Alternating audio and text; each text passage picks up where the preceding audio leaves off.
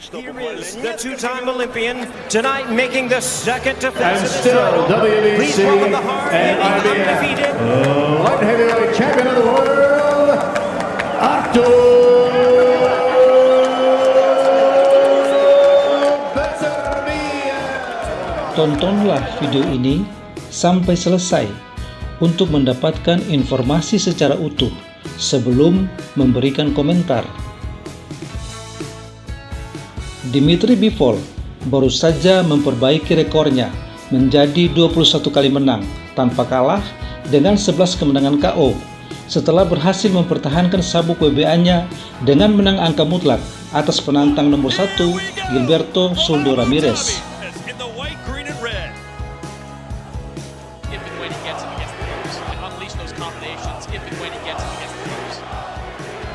Gilberto Zoldo Ramirez yang digadang-gadang akan menjadi batu sandungan bagi Bivol karena memiliki rekor fantastis, belum pernah kalah dengan persentase kemenangan KO yang mengerikan, ternyata belum mampu menggoyahkan Bivol. Dengan demikian, belum ada obat buat petinju Meksiko untuk menghadapi Bivol. Karena sebelumnya, Bivol juga berhasil menaklukkan jagoan Meksiko yang lebih berpengalaman, Saul Canelo Alvarez.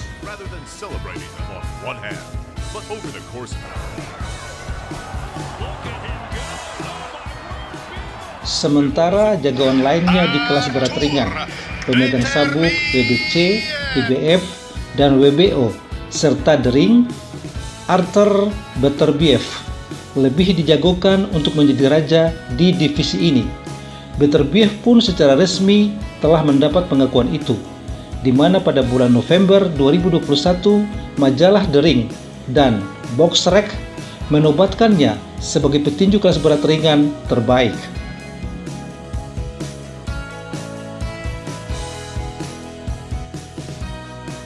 Rekor Beterbiev 18 kali menang, seluruhnya dengan KO dan belum pernah kalah.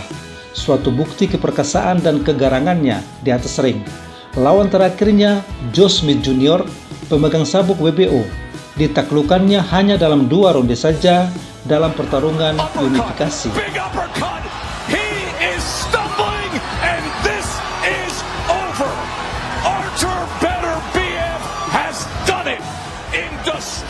Walaupun rekor Beterbiev di tinju profesional baru 18 kali bertarung, bukanlah berarti dia minim jam terbang, karena dia sudah punya pengalaman segudang di tinju amatir dan meraih prestasi terbaik di sana.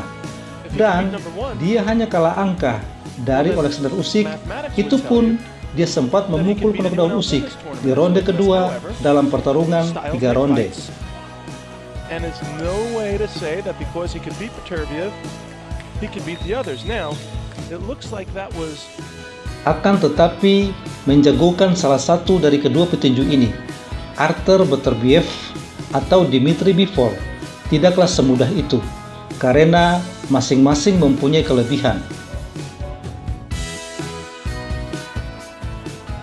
Secara kasat mata, orang akan mengatakan Beterbiev lebih hebat karena membuat semua lawannya tidak berkutik dan semuanya takluk secara sadis mencium kanvas. Tidak ada satupun dari lawannya yang keluar dengan selamat dari arena pertarungan.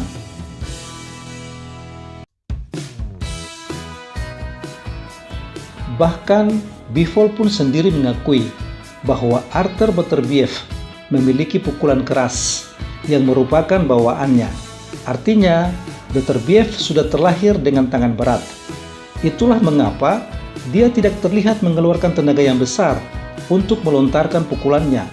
Namun, efeknya sangatlah berbahaya karena sesungguhnya pukulannya yang terlontar itu sangatlah keras. Ini terbukti ketika ia menaklukkan Joe Smith Jr.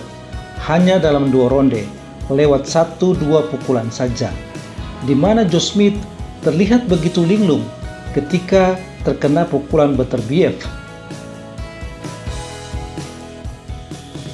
Pukulan-pukulan Beterbiev selalu datang tanpa ancang-ancang, yang membuat lawan sangat kewalahan Akhirnya takluk dan rebahan.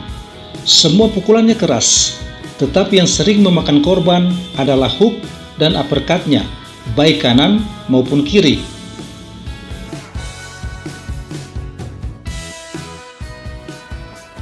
Bivol pun mengatakan kekuatan pukulan yang dimiliki Beterbiev berbeda dengan yang dimiliki Saul Canelo Alvarez yang memiliki pukulan keras hasil dari tempahan diri dan latihan yang sungguh-sungguh. Sehingga untuk mendapatkan efek pukulan yang mematikan, Canelo harus menggunakan banyak tenaga.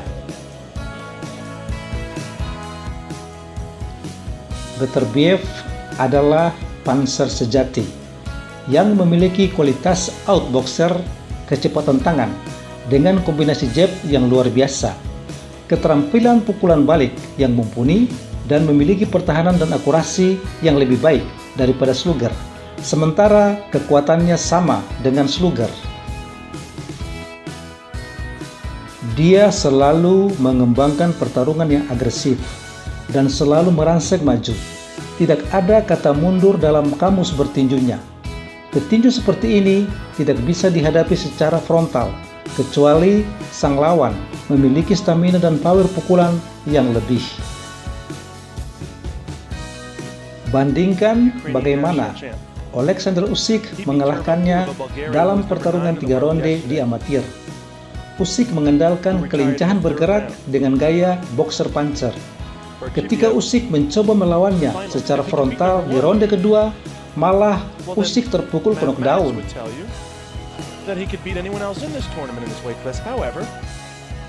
Tidak ada petinju lain di kelas berat ringan saat ini yang mempunyai power setara, apalagi melebihi power yang dimiliki Beterbiev.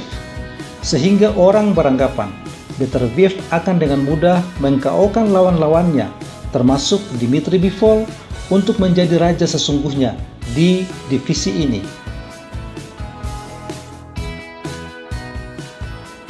Tapi Dmitry Bivol mempunyai kelebihan lain, yaitu skill bertinju di atas rata-rata dan memiliki gaya boxer puncher, gaya yang dipakai Alexander Usyk ketika mengalahkan Beterbiev di amatir.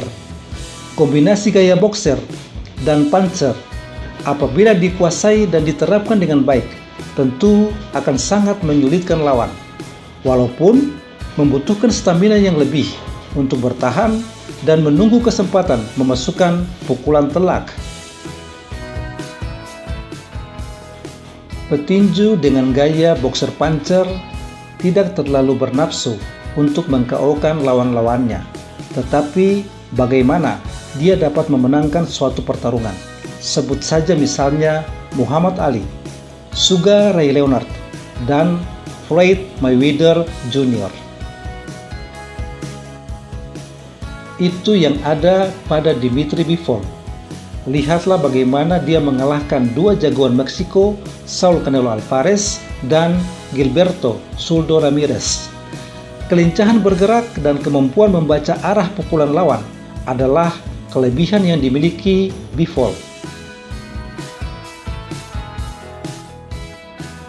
Bahkan Timothy Bradley, mantan juara dunia yang hanya kalah dari Manny Pacquiao, secara terang-terangan menjagokan Bivol bila bersanding dengan Beterbiev.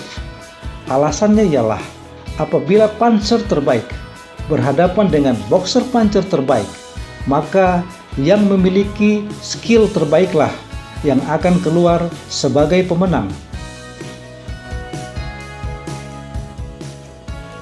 Memang banyak faktor yang mempengaruhi hasil suatu pertarungan selain yang telah diutarakan di atas, antara lain kesiapan petinju saat itu, baik fisik maupun psikis, dan ini menjadi faktor yang sangat menentukan. Bandingkan bagaimana seorang pecundang seperti James Buster Douglas bisa mengalahkan jawara seperti Mike Tyson pada masa jayanya dengan kekalahan KO yang mengerikan karena kesiapan yang asal-asalan dari Mike Tyson ketika itu.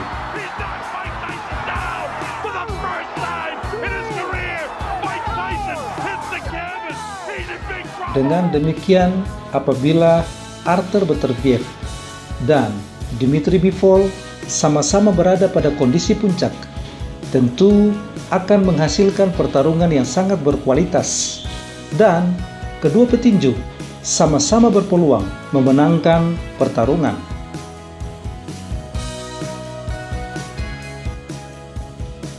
Bila berkaca pada pertarungan keduanya ketika menghadapi lawan yang sama, Joe Smith Jr., tentu saja Beterbiev akan diunggulkan karena Beterbiev menaklukkan Joe Smith hanya dalam 2 ronde saja dengan kemenangan KO. Sedangkan Bivol hanya menang angka lewat pertarungan 12 ronde yang melelahkan. Namun, itu bukanlah tolok ukur sesungguhnya. Sebab ada perbandingan lain. Sebut saja misalnya Floyd Mayweather Jr. dan Manny Pacquiao ketika menghadapi lawan yang sama, Oscar De La Hoya. Keduanya mendapatkan hasil yang kontras, di mana Oscar tak berdaya di hadapan Manny yang akhirnya mengundurkan diri karena tidak sanggup melanjutkan pertarungan dan dinyatakan kalah TKO.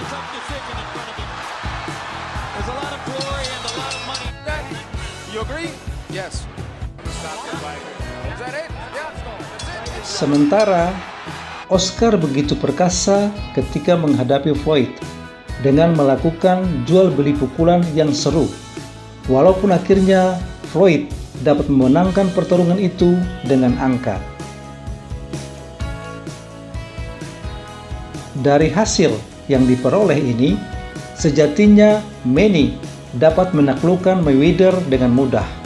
Tapi kenyataannya berbeda, di mana Mayweather lah yang keluar sebagai pemenang. Berkaca dari pertarungan di atas dan beberapa pertarungan lainnya, cukup sulit untuk menjagokan salah satu di antara mereka, Beterbiev atau Bivol, sebagai raja sesungguhnya di divisi berat ringan hingga pertarungan sesungguhnya terwujud. Walaupun dalam hati kecil saya sedikit menjagokan Beterbiev.